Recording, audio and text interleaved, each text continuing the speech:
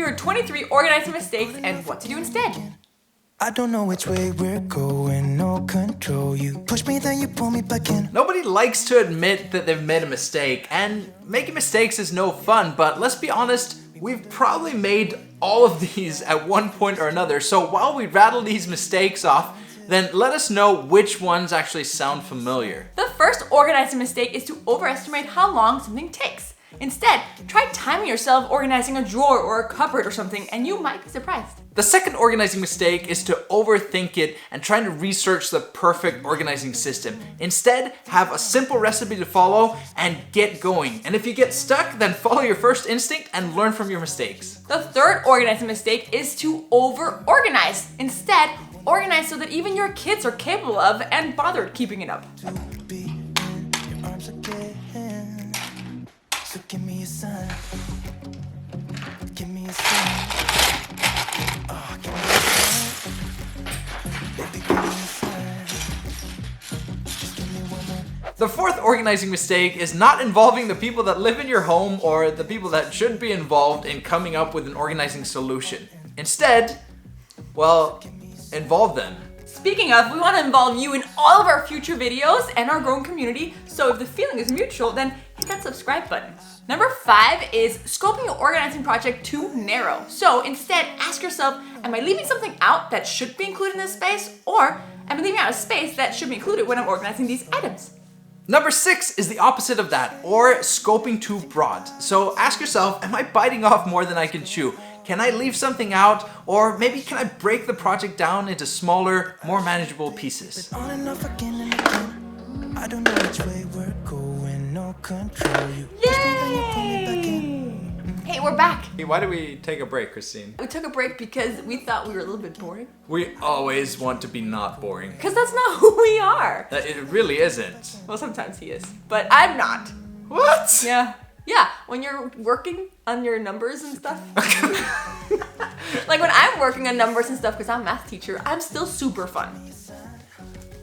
What, like? My students love me. When I'm working on my numbers and stuff, like what do you perceve me doing? When you're sitting in our white chair, computer chair, legs up on the desk with your numbers and graphs there, and you're like, I hear literally. This, and then I hear this sigh, like, and then I know, okay, it's snack time. Anyways, Okay, you were saying? fine. Case closed.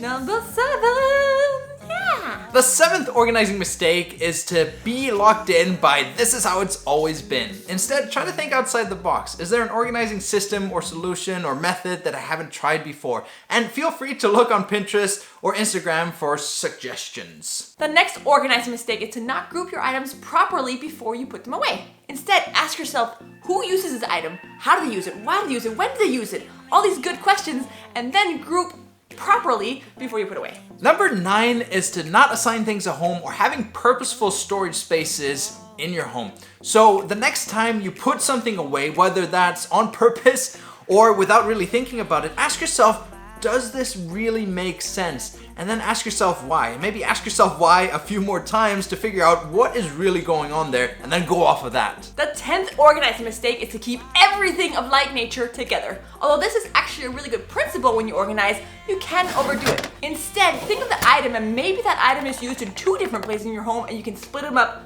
accordingly. Yeah, I mean, don't split the item. So like if you have a pair of scissors, then it's don't knives. do that. But if you have more than one pair of scissors, then it might make sense to have a couple of places where you store those scissors. We can't do the fingers anymore. Let's try it together. Okay. Number 11. That was good. Right? We can make It's it all the way up 20 to 23. We can use toes. We'll see. Stay Let's tuned. not. Number 11 is to organize for those just in case scenarios or that one time of year when you have the whole family over. Instead, organize for your day-to-day and then deal with the exceptions when they pop up. The 12th. Come on, dude. Sorry. The 12th organizing mistake is to get the wrong help. Instead, make sure whoever you invite over to help you is someone who's empathetic with your situation and can relate. If your best friend is not you, it has to be someone who knows what you want. Your best friend is not you? Yeah, she doesn't exactly know what you want. She knows what she wants. I mean, I love my best friend, you know who you are, but we're not the same. Like, Not she me, has by the way. we already went over that. But she has her style, I have my style.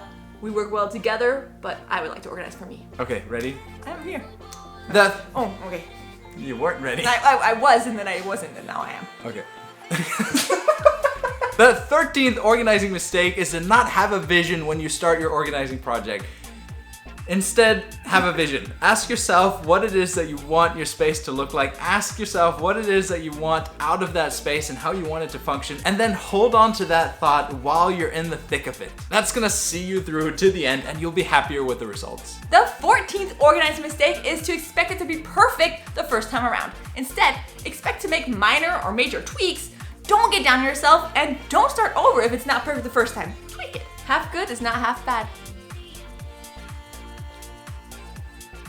It is. I'm a cup half full kind of person. Yeah, but isn't that just a function of whether you have like filled it up to that point and it's like 50% full objectively, or whether you've drunk from it being full and now it's half empty? No, it's nothing. It has everything to do with your perspective on life. And like, I know that's see the this, metaphor, but I see this, and I view this as being half full, even if it's because I'm drinking. It's like, oh, I've drunk so much, and it's still half full. So half bad, half good is no. What is it? 50% is not half bad.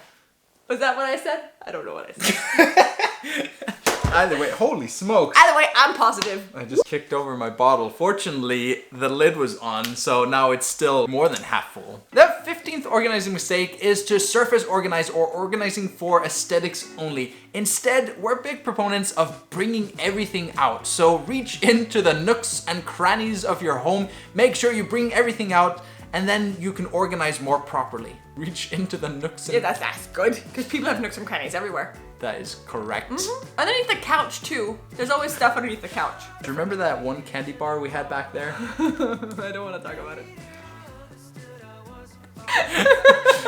And cut. Hey, no, to be fair, include this. It was Icelandic Thristir. Thristir. I mean, you can't get those here, and they are amazing, so...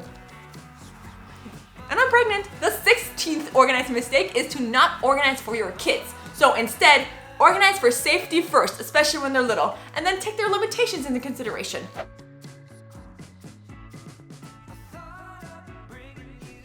None.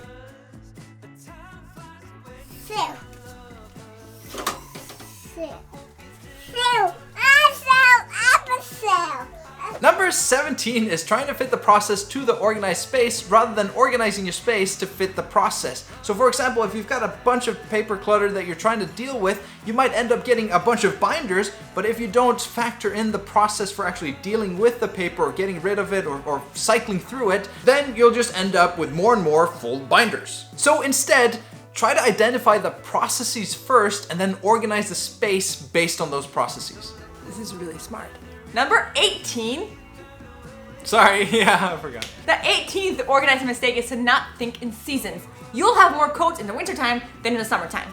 Instead, think of all the items that you have in a certain category, even if it's not in use right now, and then plan for rotation in your system as well. Number 19 is using up all your space while you're organizing. Instead, leave a little bit of room for stuff that you find that maybe belongs in that space after you're done organizing, or for purchasing new items of the same nature. Leave a little extra room. It should be sung. It sounds like it should be like a Prince song or something. Leave a little extra room. Number 20. Oh, this is the last time you can do like yeah, double what's gonna hands. happen next? Who knows? The 20th organizing mistake is to leave the room while you're organizing. Instead, don't leave the room. Stay where you are.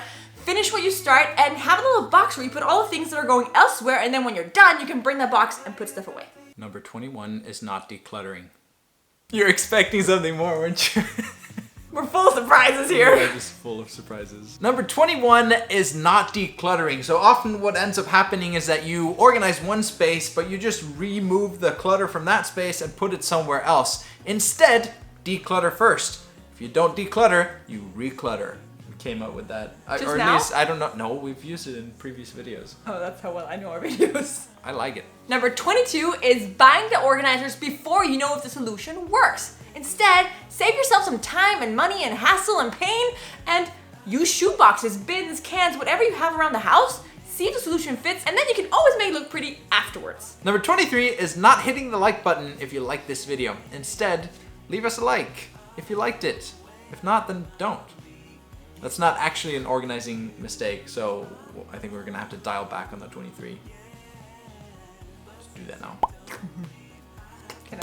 Number 23 is organizing for someone else. So organizing for who you want to be or the way that Pinterest or Instagram told you you should do it. Instead, organize in a way that works for you. So what if everybody else does it differently? You're unique and you should organize accordingly.